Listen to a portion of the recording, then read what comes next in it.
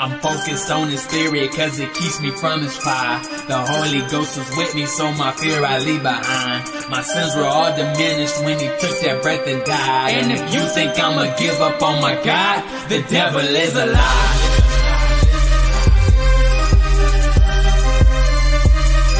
The devil is a lie.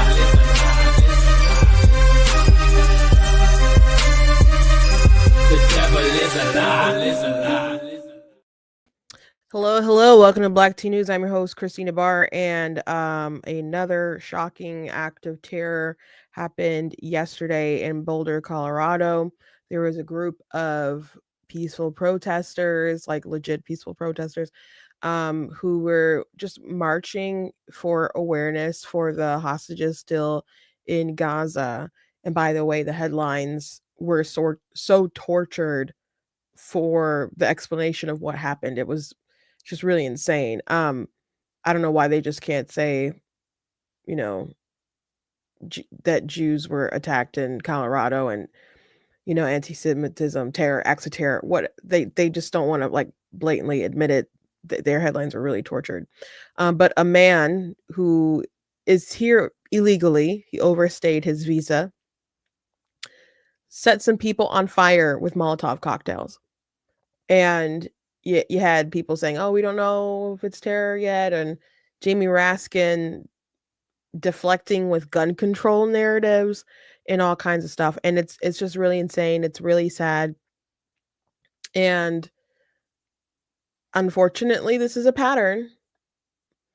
Unfortunately, this is a pattern with the left, and there's been a couple different incidents within not even the last 2 months. So we'll be talking about that today. Also, I want to talk about the Greenwald scandal a bit. If you're not familiar with that, that happened this weekend. I'm not going to show you any gross footage or images or anything like that, but I want to talk about it. I want to talk about at least a little bit. And also, CNN just is going all out with like the dumbest narrative when it comes to girls' sports, particularly the story with this dude, AB Hernandez, because Trump is threatening to take to if you're saying if you're not going to protect girls' sports, you're in violation of like civil rights for women. So we're threatening to take away funds, and they're like, that's not right, etc., etc. And um, there's one with Scott Jennings that I did a TikTok on. I'm not going to talk about that one today probably, but Breonna Keller had a story that went viral over the weekend that I want to talk about, and just how tortured it is, this narrative where they have to bend over backwards to just not acknowledge that these people are men in women's sports and that it's unfair. So before we jump into everything, I want to encourage you guys, go to blacktenews.com, check out different content on the website, articles, videos, etc. If you like what I do, please consider leaving a donation on the website because it does cost to stream and run my website, all that good stuff, so you guys can support. I very much do appreciate it. Appreciate you guys. I'm just making sure my ringer is off. You guys can also check out different merch that's available on the website. It is the 1st of, well, I'm sorry, it's the 2nd of June. Yesterday was 1st. It's the 2nd of June. So we are in what I like to call Life Month. And we have some things that are pro-life, merchandise, like Life Wins. We got that t-shirt in different styles, and Roe and Casey aborted and other stuff. I got my pro-choice men are sus shirts. I do have a American flag shirt that says this is my pride flag too. But I don't have a picture of that available right now. But I do have t-shirts and different mugs, so I encourage you guys to check out that stuff. So when I say it's Life Month, Roe v. Wade was overturned on the 24th. Now, I don't believe that the Dobbs decision went far enough. I believe that the preborn should have been made clear that they are persons and deserving to be protected from deliberate violence, unjust deliberate violence. So, I don't think it went far enough, and I look forward to, hopefully in my lifetime, seeing abortion just outlawed. But in the meantime, it did need to be overturned, and I'm glad that it was overturned, and that it was actually overturned on my sister's birthday, which is the 24th, and my birthday is actually on the 10th, so we're coming up very close to me turning 36 years old. 36. Sometimes I get compliments from people and they're like, "You're so smart. You're just so got it together and you're so smart. You give me hope for young people these days." I'm like, "I'm older than you think." But I don't know, they said that a couple years ago. I think I don't know. I would guess that I was in my 30s, but I don't know. If it was my guess to have, and I'm starting to get a few grays up in here. So, yeah, but there's still a lot of life to live, a lot of things to do. So, I have no idea what I'm gonna do yet for my birthday though. Still trying to figure that out, but I'll let you know. Hopefully, people buy some books and stuff. That'll make me happy. But I did have a good weekend. I told you guys that it was my brother's anniversary, celebrating 10 years of being ordained as a pastor of our church. So we went out yesterday and we had really good church on Friday and Sunday. And so it was a good weekend. I hope you guys had a good weekend. I always like to see what you guys are doing and that you guys are making sure you guys are okay, happy and healthy and so on. Ooh, someone said they need the tea. They need the tea. I guess you're talking about the Glenn thing. We will get to that. We will get to that. That was like all over my timeline and still all over my timeline. But let's talk about what happened yesterday first. I think this rhetoric that's been going on for a long time is really dangerous. I see people use the word um Zionist with such vitriol, and like, I don't know, like it's a racial slur. Like they're a Zionist. I see different videos.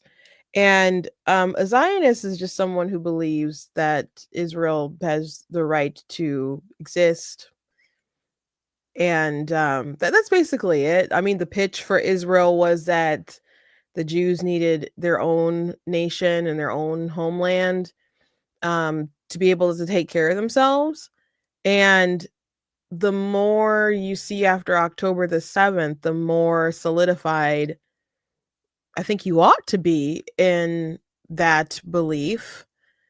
It doesn't mean that you believe that you have to give them millions or billions of dollars in foreign aid.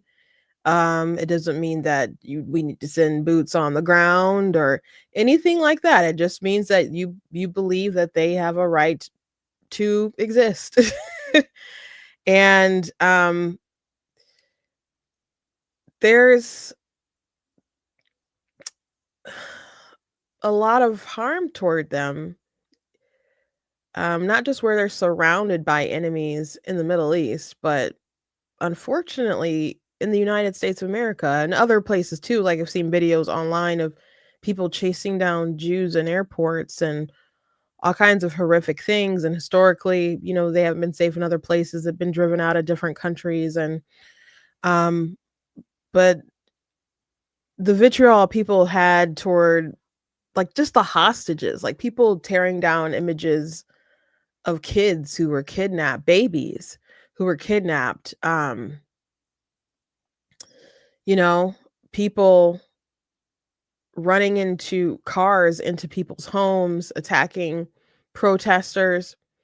And not too long ago, Josh Shapiro, who's the governor of Pennsylvania, his family was in the governor's mansion and they set it on fire. Now he's okay. His family's okay. But what a terrible thing. A terrible thing. That wasn't too long ago. And we also have a recent story of a radicalized BLM Chicago native coming to DC He traveled with his guns, by the way. I guess he checked them in. I don't know, but so pre-planned and killed a couple who were just about to get engaged. Young Jewish couple who are Christian, by the way. And now we have this. People who were just marching in solidarity with the people who are still kidnapped in Gaza. And some psychopath was throwing Molotov cocktails at people and burning them alive. And Jamie Raskin, let me just start off by his video. I just saw it some time ago. Shifting the narrative toward gun control. Like, if someone was throwing fire at me, I'd want to shoot them. Wouldn't you want to shoot them? I don't want to be set on fire. I would much rather shoot that person. And even in the videos, you could, like, people saw him, like, holding, like, the gasoline or whatever, and people were afraid to approach him because they didn't want to get set on fire either. You know what could have settled that? Pop, pop, pop. A firearm. Why wouldn't you arm yourself in this world of crazy people? So anyway, here's his commentary. Across the country, we are still in the midst of a gun violence epidemic. So we need to be acting with due concern for human life. I mean, this is why, of course, we have been fighting for a universal violent criminal background check. We are for a ban on military-style assault weapons in the country. Our lax gun laws are a danger to everybody in America, and that's something that we can act with some legislative determination to turn around. But people have got to lead their lives, and people need to act with courage, but it is the responsibility of government to try to keep everybody safe from random arbitrary violence and bigotry and hate motivated crimes across the country. Again, if someone was throwing fire at me, maybe I'm just crazy. I would want to shoot them and stop them from hurting other people. Incidents like this aren't the time to preach gun control, because he didn't attack people with guns. That cuts against the narrative, because people will find a way to try to harm you. They will find a way if they can. Like, people talk, the UK will talk about America like, oh, kids can't even go to school without getting shot up, and that they say that kind of rhetoric and stuff all the time. I'm just like, were people throwing acid on each other in your country? Y'all got problems with knives, and y'all got to ban knives because so many people stabbing each other, and y'all afraid of knives out there? People will find a way to kill you. If you go to the White House, you can't just, when my dad was a kid, I think you could just kind of like drive up and kind of go to the gate and stuff. But after 9/11, there was more security and stuff, but there are more barriers and stuff around there because of incidents where people were just kind of ramming cars and driving through stuff and driving through people. So the White House has all kind of barriers. You can't just get real close. They'll find a way to hurt you if they want to hurt you. They'll find a way. So the government, we can say it's their job to protect us, to defend our liberties. They're not always good at it, though. They're not always good at it. I'm very thankful, though. I'll call the police in a hot second. I will. Oh boy. I will. It's an instinct. If I think something's going on, and there's like someone's in harm. I heard some neighbors. It sounded violent or so. I was scared. I immediately called 911. Like, I will call them. Okay. So I appreciate what they do. But the Supreme Court ruled that they like the police actually don't have like a duty. Like, they like, if they fail, you can't just like sue them or arrest them because they failed and they're necessarily in their duty. There's no like constitutional, the police have to protect you. That's what we expect them to do, and it's their job, and that's what they ought to do. But at the end of the day, your self-preservation is in your hands. So yeah, I would want a firearm. And if you are, I don't know, if you're anybody, you should probably arm up. If you're Jewish, I would consider getting some training and buying a firearm. But he mentioned background checks. We know background checks work. We already have background checks. They act like we ain't got background checks. And I know they work because there was a Muslim man who this was in the news the other day, that there was a Michigan Muslim man who was yelling out racial slurs or anti-Semitic slurs at like near a synagogue and stuff, and he went to a gun shop. And he was supposed to be around firearms or have firearms or whatever. And he tried to fill out some forms and he wasn't eligible for them. And so he didn't end up, passing the background check. But he did get in trouble. Some reports look like he was planning something beyond that. It's a little more devious, but the report I just read, he just got arrested for him even handling the guns and stuff like that. I don't know if he was planning something else more severe, but that's what some other reports were saying.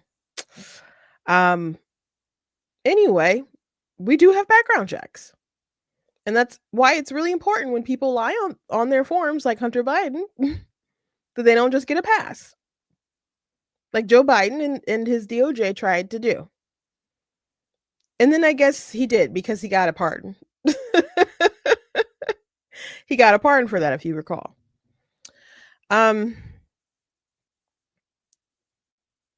This man was shouting out, like free Palestine, and was saying things about Zionists and so on and so forth. And again, I hear rhetoric online where they just spout it with such vitriol. I saw a video the other day where someone was saying like the violence committed by the oppressor isn't the same when you fight back against them. And that sort of rhetoric is insane, and it concerns me, because this oppressed dynamics, people aren't just thinking about Israel and Gaza. They've been saying that for years about the United States. They've been saying that for years about white people versus black people. So if you're a white person elevating this sort of ideology that it's okay to commit heinous acts of evil if you feel that you are the oppressed party, and you just get to be a perpetual victim, and no one gets to hold you as if you have any sort of agency, and you don't have to be accountable, and people will just excuse it like, oh, well, they picked on them first and they're the oppressed. What happens when that ideology turns and they apply it for something else? And you might be a little white activist, or Greta Thunberg or whatever, like free Palestine. And what happens when they're like, oh, well, guess what? The white people, you're also oppressors. Come on, brown folks, let's get them. What happens then? Because it is a similar ideology. Someone in the comments, I think from what is this? Twitch mentioned that the media made excuses for Antifa violence in 2020. Now they're making excuses for jihadists. 2020, it wasn't just Antifa, but the BLM stuff. People were talking in the oppressed versus oppressor sort of dynamics. And if you complained about businesses being looted and burned down and people attacked any of that stuff, people would flip it on you and could say things like, "You don't care about Black lives." That's the madness that they would say. Like they had a right. Like you couldn't hold them accountable for the crimes that they committed because in their eyes, they had every justification in raging out.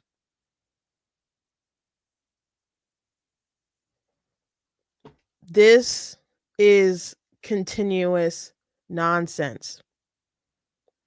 I'm reminded of this horrific incident. I mean, just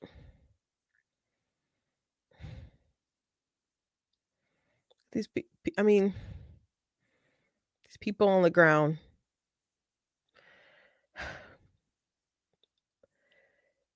This horrific incident, and I guess many others now, remind me of a conversation that Candace Owens had with Ami Kozak. Let me see if I can find it real quick. You can't find it on, I think Daily Wire might have deleted her original page. When she was on, part of Daily Wire. I think we maybe got rid of all that because I can't find her stuff. Maybe they privated it. I don't know. But I guess I did some of those videos on Candace, so I do have some of that in the content that I made. So that's why I'm trying to find real quick. So we could just play this part. Excuse me. But she was talking to Ami, and this was after October the 7th, and this was before she got fired, let go from the Daily Wire. And she just had some really wild takes. Now, in this interview with Ami, the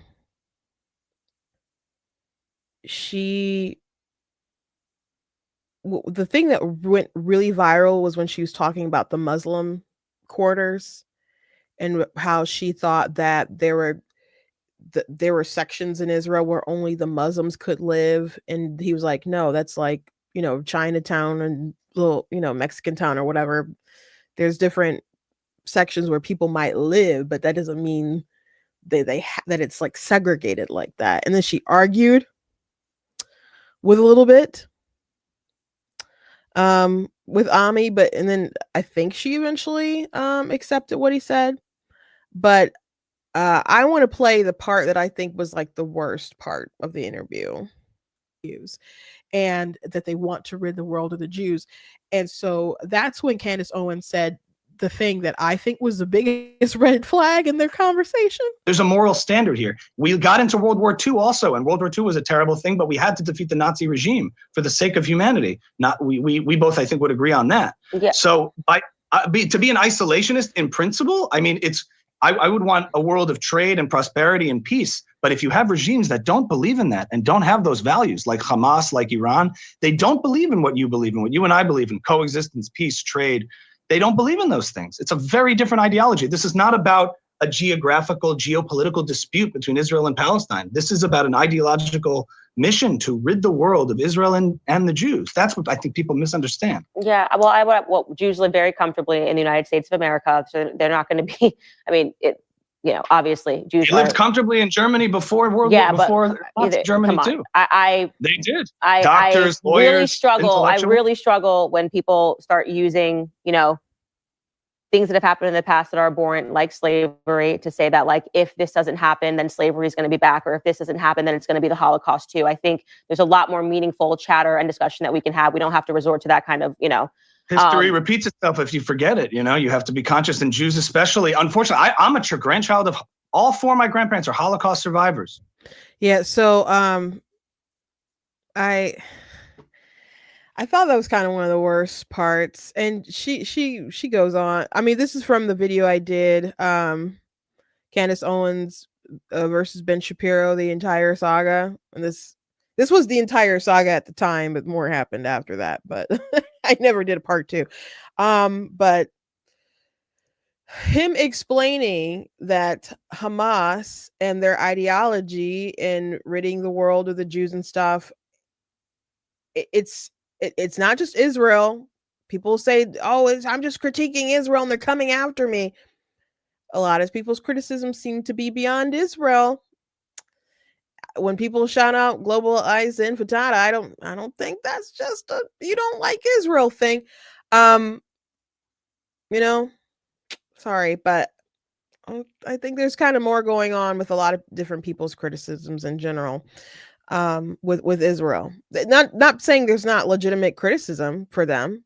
You can go look on YouTube and find a video of Ben Shapiro criticizing different things that Israel does and what they need to do. I see people all the time who advocate for Israel and point out anti-Semitism and still complain about things that Israel does. So you can have criticism for their government and I don't know, history. You can read the Old Testament and be like, "Oh, Israel up to nonsense again," you know. You just read the Bible. But there's some people who seem to have issues beyond that. And he pointed out that these people don't have the same sort of values in mind. And it's not just about Israel, the country. And she dismisses him and says, "Well, Jews live very comfortably in the United States." And his eyes are kind of like, did she just say that? And again, this was like right after October the 7th. And this was before she was let go from the Daily Wire. But we are here today discussing another terrorist attack that happened. So I think, not just think, I know there's many American Jews who are very uncomfortable with the sort of rhetoric that's gone around and the sort of indoctrination that's gone around. But it's very interesting, the sort of people who are excusing Hamas and their sort of ideologies, like the BLM folks and other really passionate left-wing activists. And after like Candace started airing stuff like that and really criticizing Israel and stuff, a lot of those activists were like, "Oh, Candace is actually making sense," and started elevating her and following her, and so they're all kind of on the same sort of vein now. But they talk a lot about that oppressed versus oppressor dynamic in that matrix, and you if you keep pushing that, one day the system's going to turn on you and say, "Wait a second, don't you know you're white? Or don't you know that you're rich? Or don't you," just some kind of way that they'll figure out that you're actually not the victim and you're actually the bad guy because of their different hierarchy of oppression, Olympics. And you'll be the next target, and they'll be justifying how they butchered you in the streets. So, as I said, I like June to be celebrated as Life Month, and we need to value the inherent human dignity of all individuals, and unjustly unaliving someone is an egregious sin, and you are responsible for the evil that you put out in the world. I wouldn't care. Like, people will say, "Well, Israel did this, Israel did that." I wouldn't care if history started on October the 7th. What happened was evil, egregiously evil. You could point to something else that had happened before and say, "This is a justification for," no, it wouldn't be. No, it wouldn't be. Their rhetoric surrounding Israel isn't true anyway. But going and kidnapping the elderly and babies and women and sexually abusing them and butchering folks in their homes at music festivals. It wasn't just like they picked military targets or something like that. It was a genuine act of terror, and it was heinous. And they celebrated it. They had such pride in it. They filmed it. They used the victims' phones to call their families to brag about how they butchered them. They called their fathers bragging about how they killed Jews. It was insane. They worship, they love death. These people who did this egregious act, and people blamed Israel for it. People made excuses for it. And now people believe that they can continue to do violence, and there are people still justifying their actions because of oppressed versus the oppressor. It's not going to just stop with them. It's not going to just stop with them. What happens when I don't know, there's a lot of people who have twisted viewpoints about Christianity and think that that's a oppressor in the world. What if I'm next? You know? And I don't want people to live in fear or anything like that. We need to be concerned about this ideology from the left. And we certainly shouldn't accept it. We certainly shouldn't accept it. We need to speak out about it. But and then you had like Andrew McCabe, who's on TV mad that the Trump administration, the officials or whatever, were calling it a terrorist attack. Of course it was a terrorist attack. There was enough information at the time for them to call it a terrorist attack. And by the way, I don't know if I mentioned this or not. Maybe I did one in the intro, but the man who committed the hate crime or terrorist attack the other day, Mohammed Solomon, he is an Egyptian illegal alien, and he came over and had an expired, I think it was a traveling visa, but he ended up getting a different visa that the Biden administration allowed. He tried to seek asylum and stuff, and then it had ran out. So he is over here now with an expired visa. And if you know people who are here on an expired visa, oh my gosh, you better hug him and say, you better get out of here. You better hug him and say, you better go, you better self-deport and reapply. Because if they catch you, they're going to be real serious about this now. And I think Trump mentioned that he's an illegal alien, and he brought up Biden's policies, and he seems very clearly to be baiting the left to defend his illegal alien status.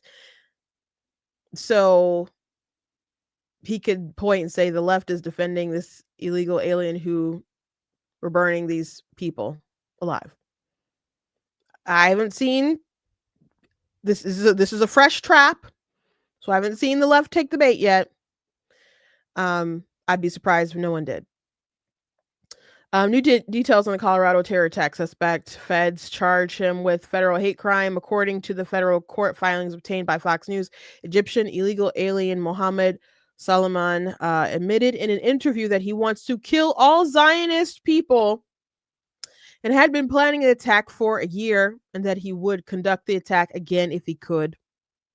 Much like Hamas on October 7th. He allegedly told investigators that he waited to carry out the attack until his daughter graduated high school, and that he specifically targeted the Zionist group in Boulder after learning about them from an online search.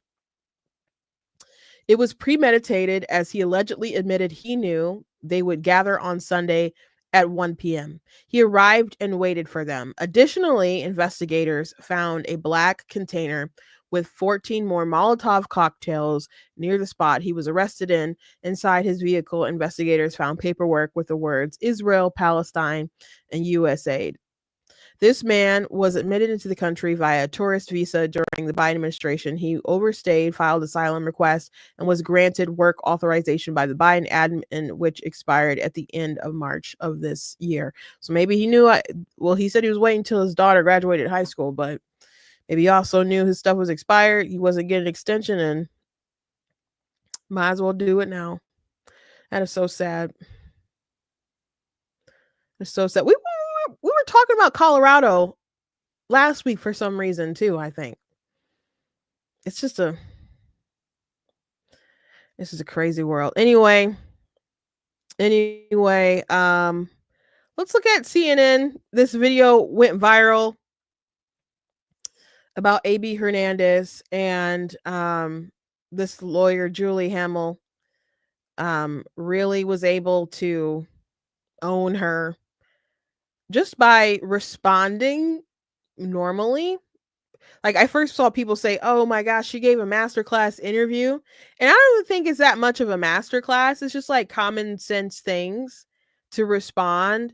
But it's more amazing watching how ridiculous CNN is in this interview and their narrative surrounding transgender athletes. And Scott Jennings has some interesting interviews. Maybe we'll get to that tomorrow. There was just a lot of things that happened over the weekend, man. But here we go. Make this fair for her to compete for those who are competing against her. What would that kind of structure in competition look like? Who is her? AB. Okay, AB Hernandez is a male who identifies as a female.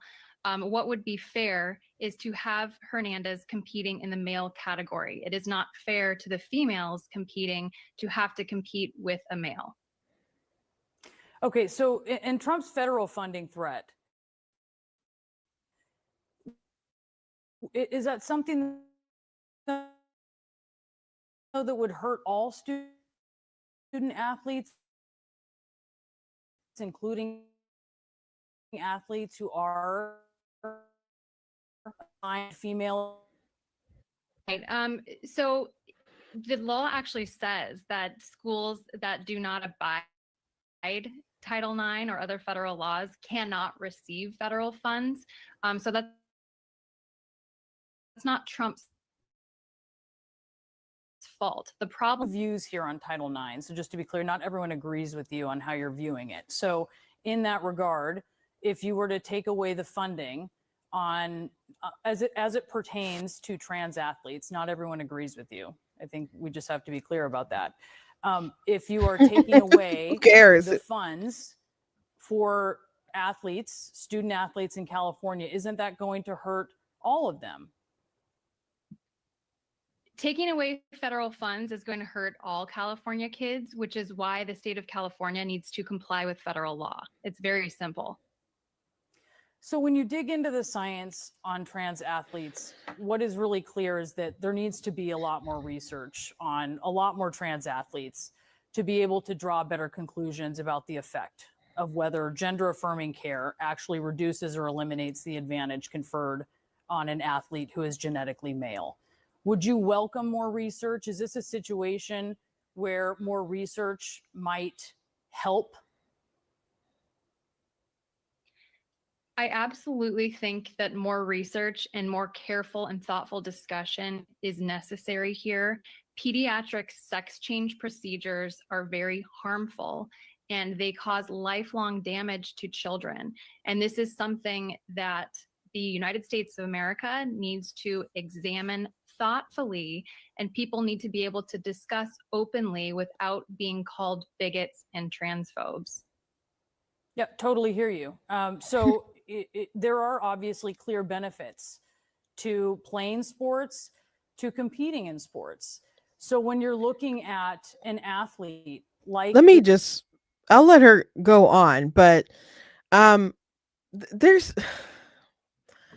love that she was like, okay, who is her? Okay, AB is a man.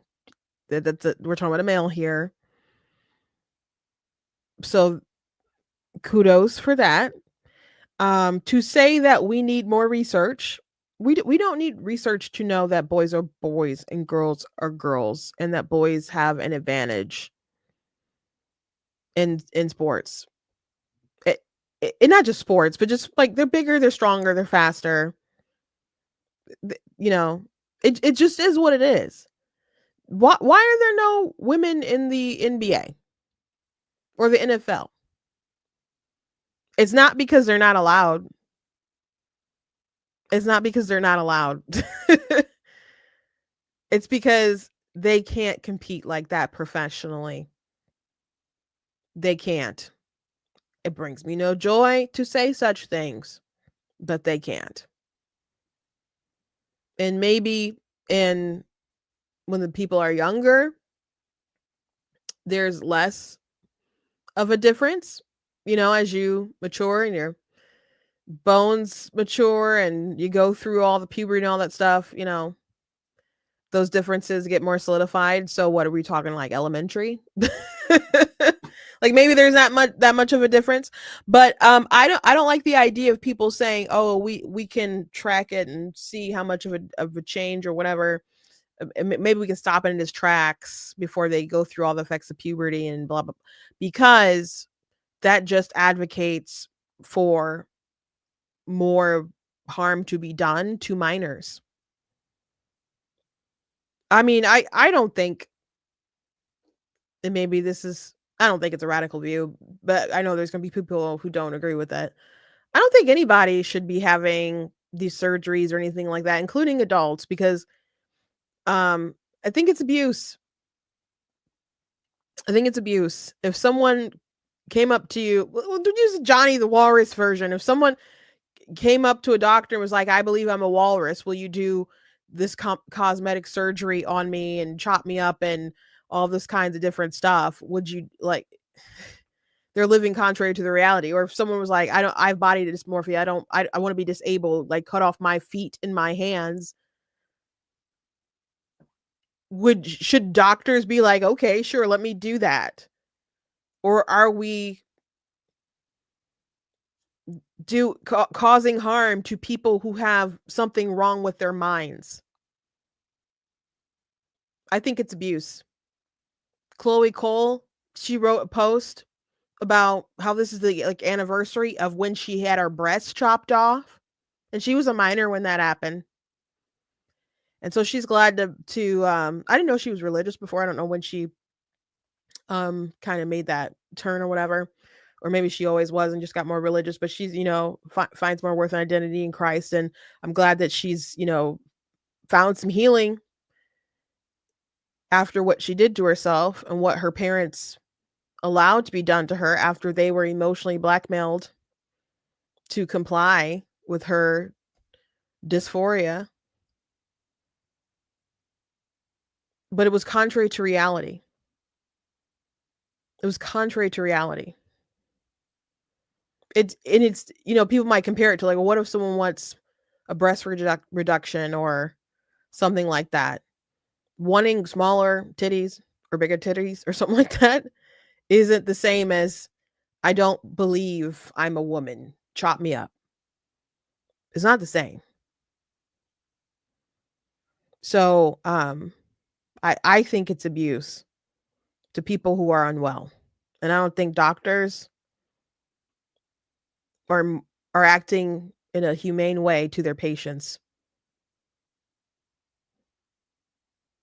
So she says there need to be more studies about this stuff.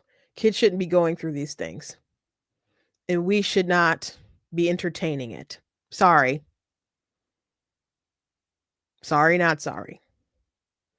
But we don't need more studies to know that boys don't need to compete with girls.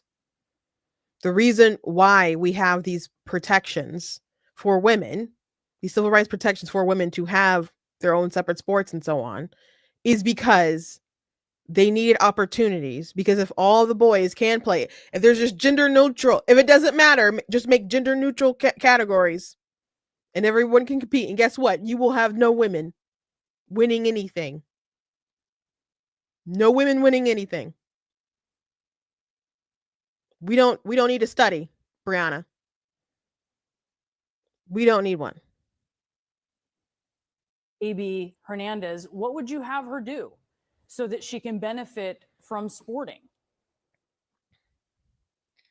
I view AB Hernandez as the victim in this situation. I feel for him, and I feel that He has been lied to for his entire life, and it's probably very destabilizing and difficult for him right now to realize that what he's been told is not actually reality. He cannot become a girl. What he can do is compete in the male category. Okay, or let's if stick to CIF sports. So you say compete in the male category or what? or if And she's like, can we stick to sports? Because she didn't want to talk about the psychology of this dude who's clearly living a lie, and people are affirming the lie. Like CNN is trying to affirm the lie. And by the way, let me back up to another thing that was said before. So they're having this discussion because Trump is talking about pulling funding from California because they're violating the civil rights of young girls by not protecting their sports. And so the LGBT advocates and CNN here is like, okay, well, what about all these people who are going to miss out if Trump pulls this funding?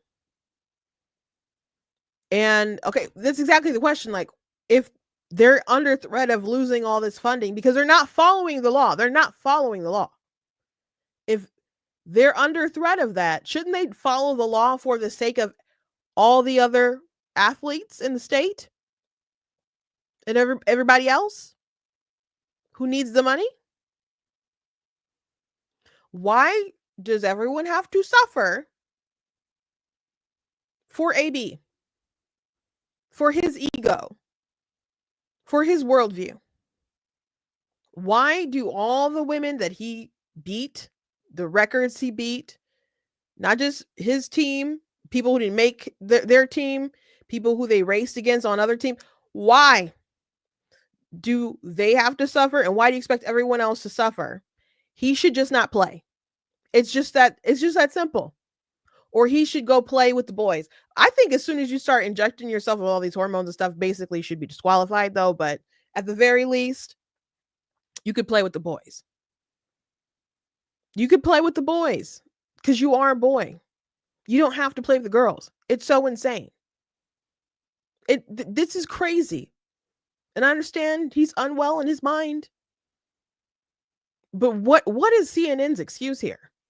Because again, there's more than one interview like this.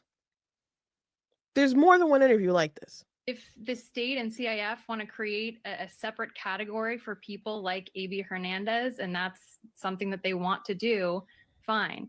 It is not fair to female athletes who have worked their entire lives for this kind of competition, who also, by the way, cannot speak out for fear of retaliation, which AB Hernandez's mother has personally threatened against them.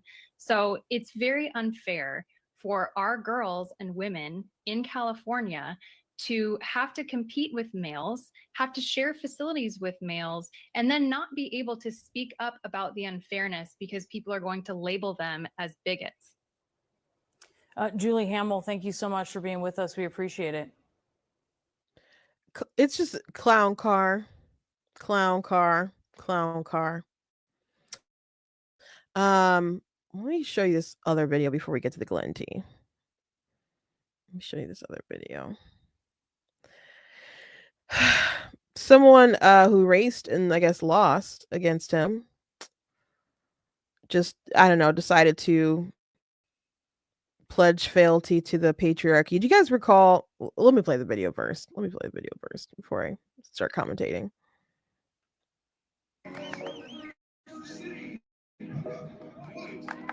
They gave me the medal I deserved. They gave her the medal that she deserved, and sharing the podium was nothing but an honor. As a part of the queer community, like, I want AB Hernandez to know that we all have her back and we all have her support. Although the publicity she's receiving has been pretty negative, I believe she deserves publicity because she is a superstar. She's a rock star. She's representing who she is. And to be up there with her, like, that was amazing for me, honestly. Yeah, I'm really proud of us both. Do you guys recall when we watched a video, maybe like a week ago, maybe it was 2 weeks ago, but it was of Hillary Clinton, and they were asking about women running for office, like what advice do you give to the future female president or women running for office or whatever? And she said, don't be tools of the patriarchy. that young girl is a tool of the patriarchy. You're a tool of the patriarchy. This is a man. This is a man who, and you can say, oh, I got the medal that I deserve. Look at all these other folks on the podium, though. Like, you're at the, near the top or at the top with this dude, but what about all these other girls? And maybe they're scared, or maybe they're indoctrinated and they're going to say the same thing. And that's a shame. That's a shame. That doesn't mean that there's not other girls who are victims because of their ignorance. But let me throw out this scenario for you guys. Let me throw out this scenario for you all. You guys know that I like to write, right? Let's say that there was an author competition and it was only for Black authors. And I entered the competition and and there was cash prizes for the top 3 spaces. And let's say I was number 4. And let's say the number 1 person who won was Rachel Dolezal. Let's say she took the top spot because she claimed to be Black. Okay? Because she claimed it. How would you feel if this girl here, or let's say her Black counterpart, was second place, saying, well, I got what I deserved, and Rachel got the award that she deserved? Should I just be cool with that and be like, you know what? Rachel deserved to win the award for the best Black author. And maybe I was looking forward to the cash prize, paying my rent, getting a little notoriety, but you know what? I'm gonna just, be happy that Rachel got what she deserved. Of course not. That'd be stupid. And even if you could find someone to espouse false things on her behalf, espouse the nonsense, that still wouldn't make it fair to me and to everyone else who participated, including the person who got second and is kneeling to the ideology. It's crazy. It's crazy. And just because you decide to go along with it doesn't make it less crazy. I saw some people say or caption this video as "the kids are cooked." You know what? It's not new. It's just like there's some of these girls who have, in the films, I guess in real life too or whatever, but there's the really, really gay friend and the girls who are like, oh, you're just like one of us or whatever. And they just kind of uplift and them on a pedestal and affirm sort of them like as if they're one of the girls. It's just gotten a lot gayer, I guess. Or a lot more radical. And that friend is actually now a dude pretending to be a girl. And those girls are queer. So it's just gotten more radical. Speaking of really radical, I know some of you have been waiting for the tea that I announced. Okay. So Glenn Greenwald, he is a reporter. He's a journalist. Very famous for, or his top thing is he got like the Snowden files and stuff and published that stuff. So he has a lot of notoriety. He, I think, really came in the conservative sphere a lot. And to be frank, I actually wasn't that familiar with him until he got booted from The Intercept, which he started, or he left The Intercept, which he had started. And he claimed the reason was because he wanted to tell the truth about some Joe Biden, Hunter Biden, other kind of stuff going on, and they didn't want to. And so he does in a lot of independent media. He does his own little show, commentary and stuff. And he actually does follow me on Twitter. I don't remember what prompted that, but he does interesting reporting. sometimes, and some of it I'm like, well, that's not how it happened, and that's not true. But he's very much not on the side of Israel in the coverage of the Gaza-Israel war. And so there's a lot of people who are anti-Israel, people who are blatantly anti-Semitic, who have been standing up for Glenn and what has happened, transpired over the weekend. So what did happen? Glenn, he's a gay man, by the way. He got caught. Well, I don't know how caught it was, but there was a video released of him. I did not watch the video. I saw some stills and I read what people said. I wasn't watching that video. Thank God I didn't see that video. I think by then maybe stuff was taken down. I don't even know if you can find a lot of stills of it. Okay.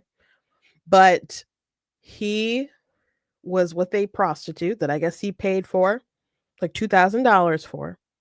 He was in a plaid schoolgirl kind of skirt and wearing some kind of bib thing. He also had like a Palestinian flag underneath it looked like. And he was licking the man's toes. And he like sopped the spit up from the man up off the floor. And there were drugs there, like meth, I believe. And I guess they did some other things. So that's all I know about that particular incident. Apparently has a background with pornography or in pornography. That stuff I've read about. I didn't follow his past that much before, but apparently there's some weird stuff out there. His husband passed away not too long ago. I think it might have been last year. But he does have kids that he adopted. So it got leaked online or released online. I don't know. Some people think that Israel released it because he's a critic and they were trying to blackmail him and it was the Jews. And some people think that he maybe released it himself as part of his humiliation kink fetish. I don't know. He did retweet it at one point. Don't know why. But Glenn came out with a statement and said that what he did with a consenting adult is basically nobody's business, and he's not ashamed about it. And he was going to figure out who leaked it, and it was a crime who leaked it and stuff. Which, by the way, the Trump administration just, passed something, and, it was something that was on the heart of Melania and stuff, and about people doing revenge porn and other things like that, and federal crimes and so on. So if someone took that stuff and released it online, that's crazy. But he seemed to have known that he was being recorded by the prostitute, and knowing that your background and you're famous for doing stories on like secret information that shouldn't be out. It just seems like a weird thing that you would allow to be recorded or even do. So it's all very odd. Now, a month ago, not even a month ago, I don't think. Maybe it was about a month ago. I think it was in April. Matt Walsh went on Tucker Carlson and he said that he believed it would be better for gay couples not to adopt children. And I don't know if he said all this in the broadcast, but his intention, I guess, and what he reiterated on his show today, because I did totally watch Matt Walsh's show about this, was that it would be better for gay couples not to adopt them, but for them not to be adopted. And I guess people took that to mean that they just phase out of the system and never get adopted at all. But he's like, no, they could the alternative is that a loving heterosexual couple adopts them. And I guess that's what he would prefer. And so Glenn went off about Matt the next day and said that he was like morally deranged. So now that this information has come out, he's just like, oh boy, you had your nerve to call me morally deranged. And Glenn's thing is like, it was two consensual adults, it's not hurting anyone. And people are like, bro, is it, you don't think like doing these sorts of things has any sort of effect, or the possibility of it getting out has any sort of effect, or you doing drugs is going to have some kind of overspill, like hard drugs, with you raising kids, and then it's the harm that you do to yourself when you do like morally depraved things. If and then people are like, what about your discernment, what about your judgment to be so self-deprecating that you would lick a man's spit off the floor? So Matt had his show today, mostly focusing on how Glenn attacked him. And he feels like he was very vindicated in his tweet. And if you know that you're into some really weird, kinky, gross stuff, because people are into kinky stuff, but licking somebody spit off the, you know, and I don't know more than what I told you. And I didn't want to see the video. I did not want to see the video. But that I saw comments from other gay people who are just like, no, that is really morally depraved. That is out there. That is out there, and that is wrong. There are people like Candace Owens saying we stand by, Glenn. He's the most important journalist of our time. I don't understand that. Like, I mentioned that there were times when I looked at his reporting and I went back and forth with him and I didn't think he was accurate. Like, one thing I thought he was not accurate about was when he was reporting about a Daily Wire and Candace Owens getting fired.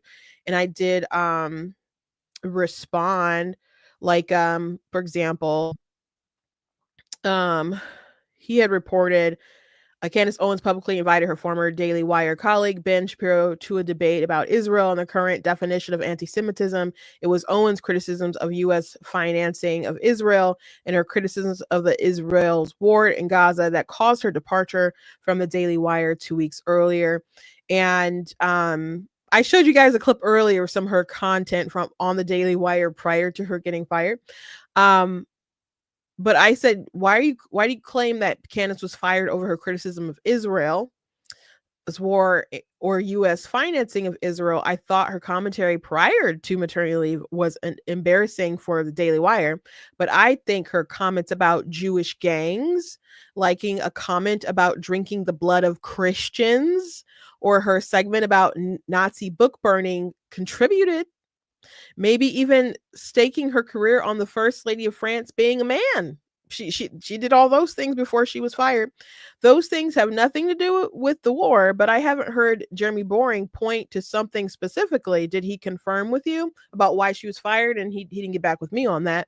But Andrew Klavan went off about Candace Owens, and I don't know if he knew like for sure the reasons why she was fired or the reason why she was fired, but he was very upset about her using Christ is King in a negative, derogatory sort of way. And he also listed like other things she had did that were I would say anti-Semitic or just really, really wrong. And I also covered that. I think the Andrew Klavan thing, I think I did a video how Candace Owens deceives her audience. So I broke that stuff down too. So I'm like, Glenn, people say that she got fired or let go just because of her comments about Israel and the war. And it's just not true. It went beyond that. So I'm not saying that he doesn't have other good content about, that's important to know or whatever.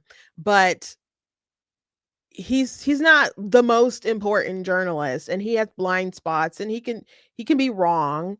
But the most important, the most respected, the best ever, like, I wouldn't say so. And I also remember when he was talking about Brian Mast, and Candace Owens misrepresented Brian Mast, Congressman Brian Mast. And he had said that, he said, every time I discuss civilians killed in Gaza, I am inundated with these three strains of responses. Those numbers are lies. They deserve what they get. There's no such thing as an innocent Palestinian. Brian Mast wore an IDF uniform to Congress, then argued 3. So that's not true. He didn't argue that there's no such thing as an innocent Palestinian so much, but the most important reason why he argued that, because people were trying to say that was he was justifying them dying, being killed in the civilian casualties.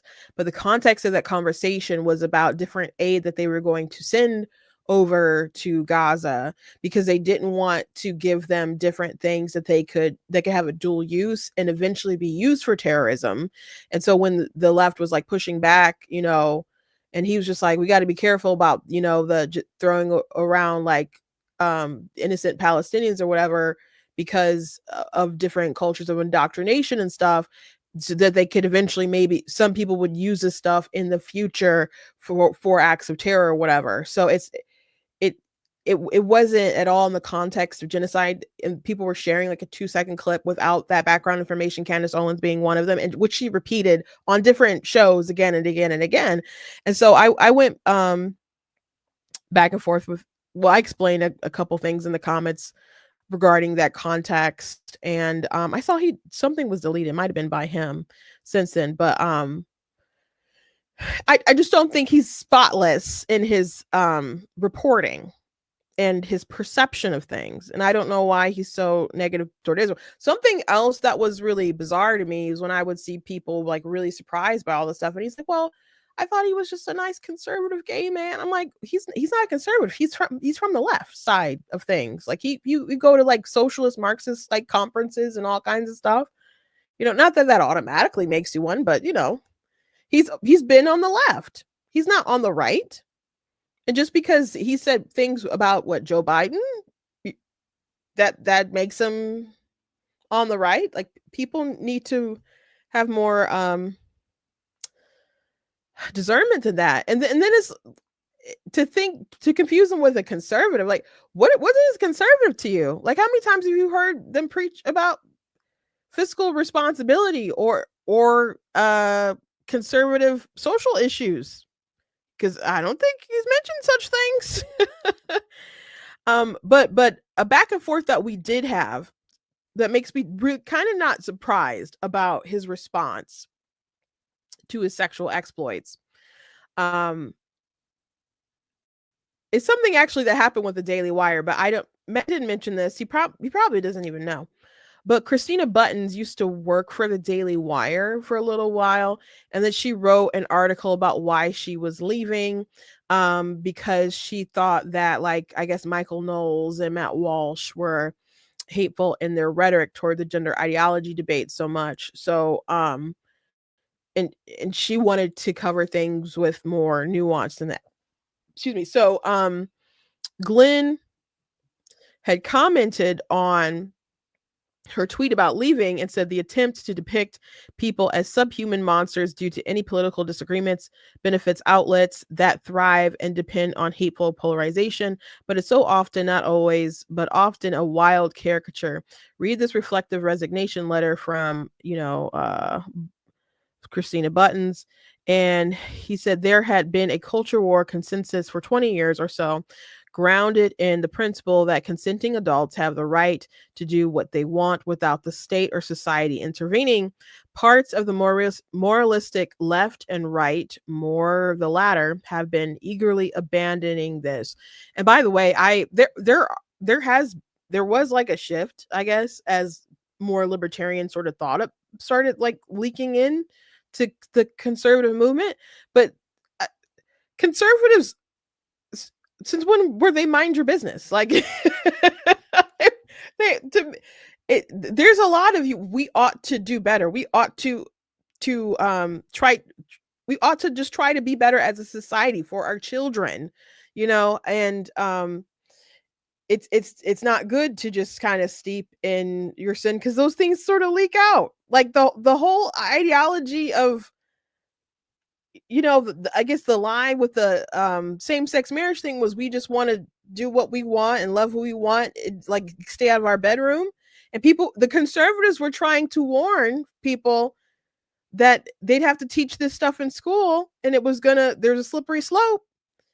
And that's precisely what's happening now. Is you bigot, how dare you not want to learn about transgenderism in school and all this stuff. So it's people can say it's about what they want to do privately, but sooner or later people want to have affirmation about their different lifestyle choices. So there are a lot of people on the right who say things today, like even like the abortion debate. They'll say things like, I don't care what you do in your bedroom, just don't kill your kid. I'm like, okay, but they're killing their kids because they're fornicating. Like, like we need to encourage people to act better, to have better behaviors, because those things spill over and then they start justifying heinous things. Like it's about being internally, you act how you want, you think you get to live however you want, and then it spills over and oopsie, you made a baby, and you still want to live life however you want. So that's why you tell yourself you have the right to unalive the child. Like, we should encourage people to be better. Like, I heard Charlie Kirk say that the other day. I don't care like what you do in your, like, I think one, he probably does, and two, I think we ought to say people need to live better. Okay, that's so I you won't hear me say like that rhetoric, like I don't care what you do in your bedroom. Like I don't want to watch your videos. Like I don't really want to hear about it. But if I do overhear that and I'm aware of it, I'm like, I think you should I think you should want better for yourself. I'm gonna pray for you. I'm gonna encourage you. I'm gonna maybe I'll lecture you a little bit, and maybe we'll debate a little bit. Do I want a window into your bedroom? No. And if that's what they mean, I agree. I agree. I did not want to watch Clinton's video. I didn't. And I'm glad I didn't. But do I think he should be doing meth and looking up people's spit, knowing that he adopts small children? No. I want Glenn to do better. Sorry. But anyway, this was the tweet that kind of sent me. He said, if you find yourself spending your time trying to control the personal, intimate choices of adults, either through force of law, I can understand the criticisms for the force of law, but he said, or moralistic judgment, it's likely a sign that you have some deep unhappiness, an unsettled discomfort within yourself. Mind your own business. So he has himself made a moralistic judgment about people and said, if you try to shame people, I guess, into doing better, being better, and you don't just mind your business, you are deeply unsettled and there's something wrong with you. This coming from the man who pays prostitutes so he can dress up in women's clothing and lick their toes and suck their spit off the floor. So anyway, I did have an interaction with Glenn because I had retweeted it and I said, even moralistic judgment is off limits. Seriously, because when you're saying I can't even make a moralistic judgment, that starts violating my free speech. Right? Like you cannot listen to me when I make a moralistic judgment, but I certainly have the right to voice it. And he's not saying I don't have the right to voice it, but he's just saying there's something wrong with me morally and internally or whatever, if I even like want to, I guess. But yeah, I certainly have the right to speak how I feel about what you're doing. I don't necessarily have the right to legislate all the things I don't like, but I can certainly talk about it. So he said, if the intention is to publicly shame the person or force them to change their behavior through social scorn, then yes. I don't see why adults would assign themselves the power or competency to not just judge, but manage and control the choices and lives of other adults. So, knowing all the effects of like the porn industry, how they use women and have like really egregious stuff on their sites too with minors and even some things that were generated without consent, and the psychological tactics they use, how demoralizing it is to the men and the women and so on. Like knowing all that stuff, because they'll sign contracts or whatever, and there's people who consent to do those things. Like Nala Ray and folks like that, they consent to do those things. And there is a psychological effect to that. And then people exposed to it, including minors, there's psychological issues with all that. Knowing the outgrowth of harm from all that stuff, if people just start voicing their concerns to that sort of environment and they try to get people to do better, they shame the industry, say that's not right for people to do that, for men to do that, for women to do that, for men to film that, and so on, for them to have these sites. Not even saying we're going to legislate and take it down, just morally voicing that it's wrong. Glenn would say, it's none of your business. There's something wrong with you. I'm like, this man is crazy. This man is crazy. That was my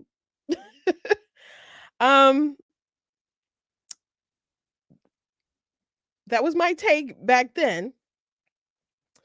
So at the time I had responded, he didn't respond back. Or maybe he did. What's this? No, he didn't. Okay.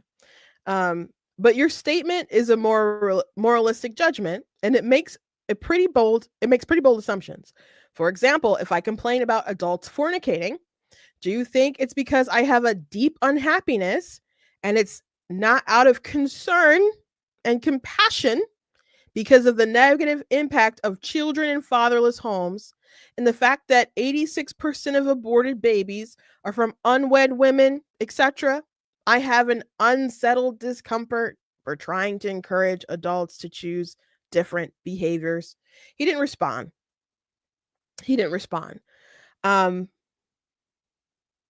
So I'm not surprised that Glenn said he's not ashamed.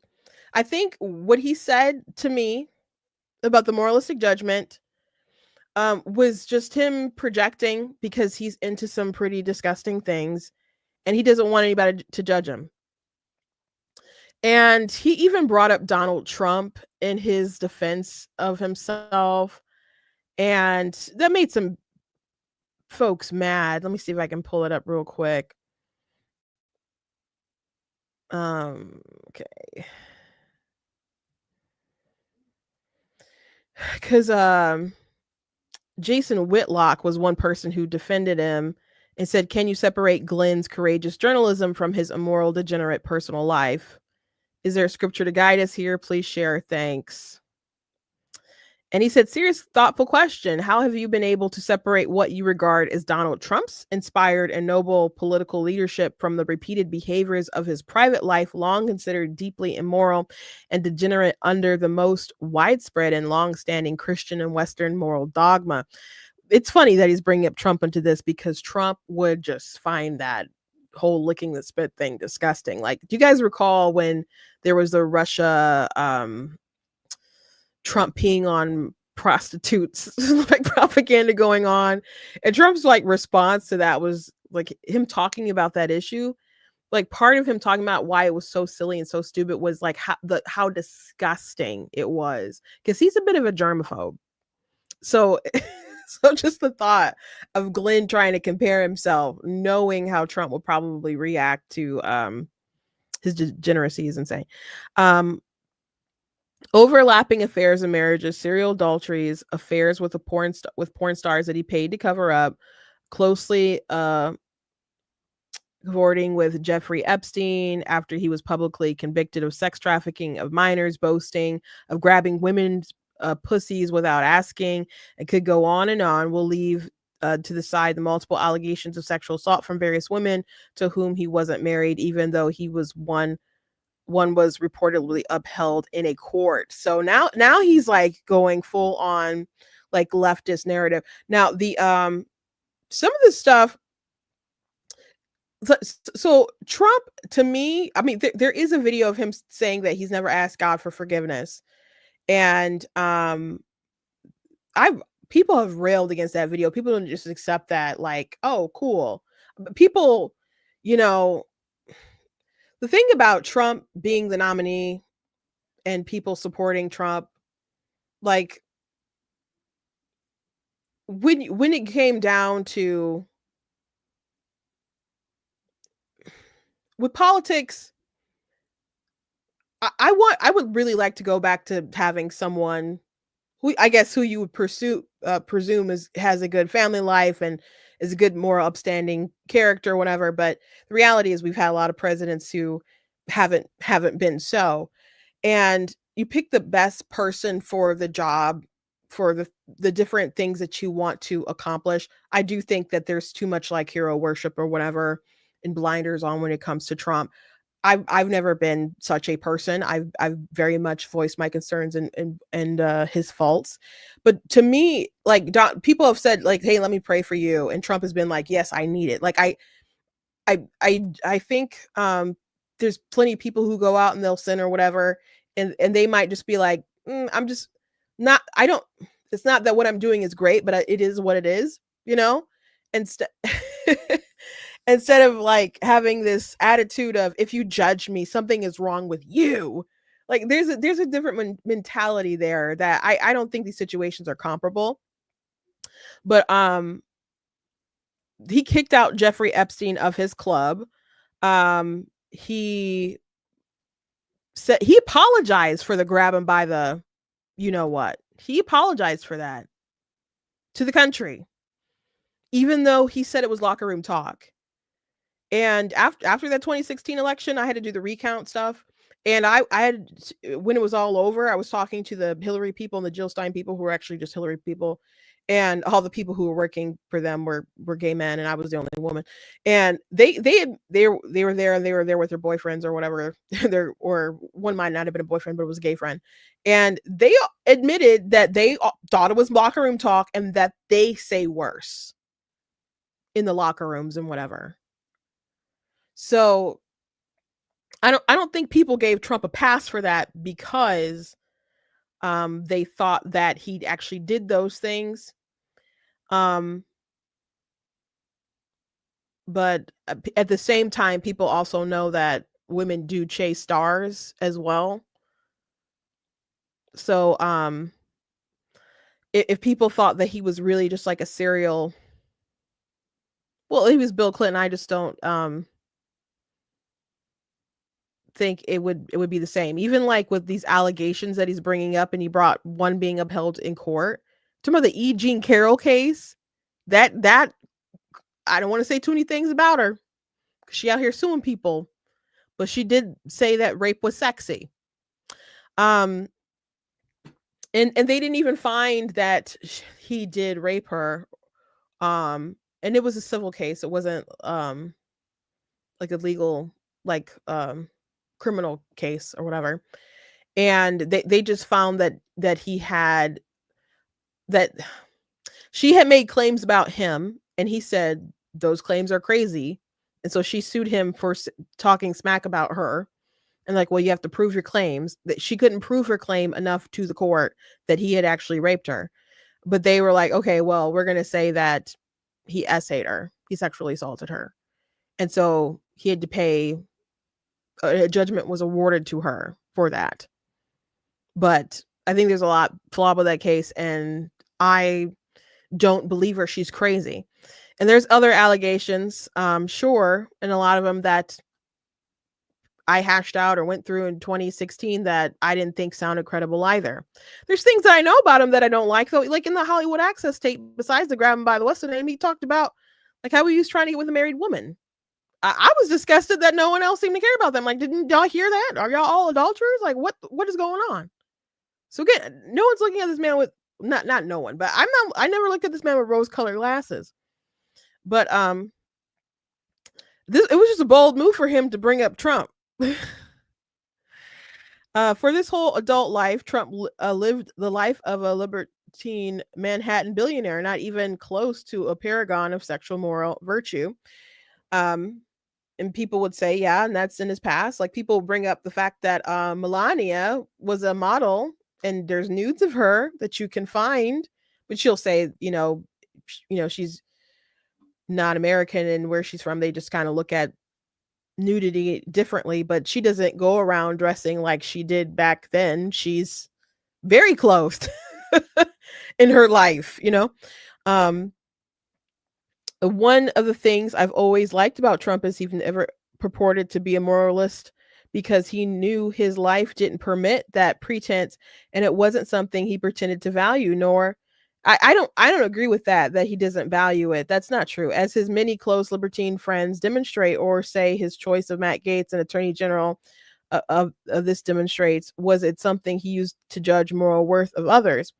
I think kind of loyalty or people propping Trump up is kind of what he goes off of as far as like who he tends to reward or not reward. But Trump obviously didn't care to align his private behavior with the moral judgments of others, only with his own codes about right and wrong. I don't think he's like subjective like that, since that's how I judge my own morality. My metrics for assessing my own morality and ethics based on how I treat others, the work I pursue professionally, and the values it exudes, the devotion I have to helping those in need, etc., and not the sexual activity in which I engage with other adults.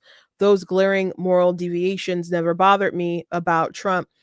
But for his fervent admirers and followers like you, who are suddenly grappling with this profound question when it comes to me, how have you reconciled these varied and vast contradictions so peacefully when it comes to someone with far more power named Donald Trump? I appreciate all of the generous words about my work over the years, and I believe you're asking this respectfully and in purely good faith. I hope you take my inquiry the same way, because that's how it's intended. I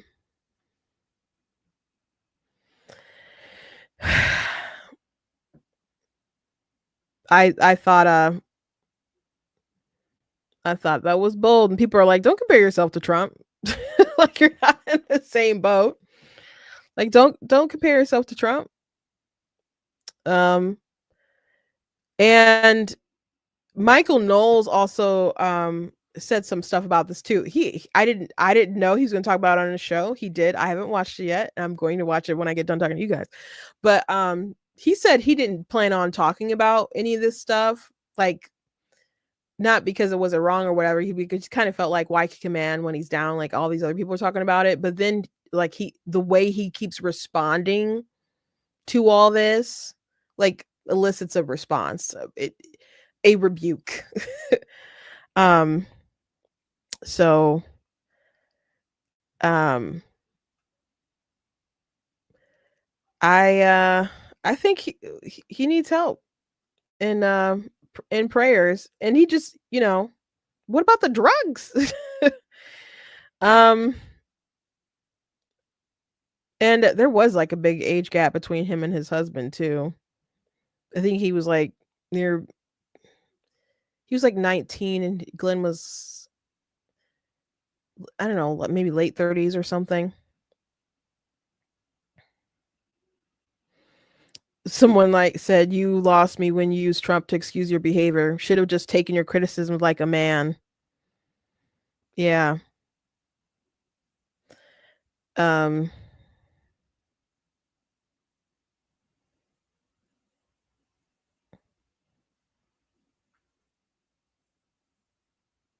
and people, someone said, and to think I was completely supporting you against the attack on you, only to wake up and see you basically do a whataboutism regarding President Trump is beyond belief.